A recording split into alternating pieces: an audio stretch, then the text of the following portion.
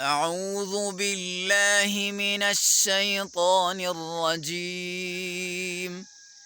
بسم الله الرحمن الرحيم. وإذ قال إبراهيم رب اجعل هذا البلد آمنا واجنبني وبني أن نعبد الأصنام.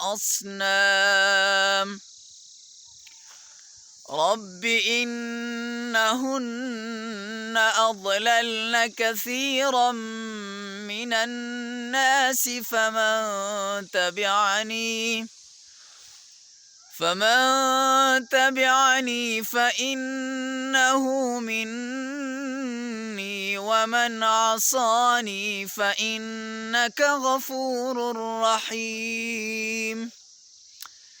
ربنا إني أسكنت من ذريتي بواد غير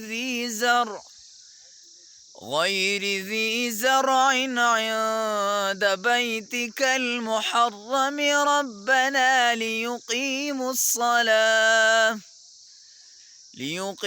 الصلاة فاجعل أفئدة من الناس تهوي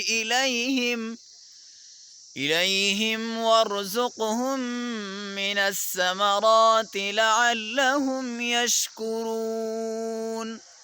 صدق الله العظيم.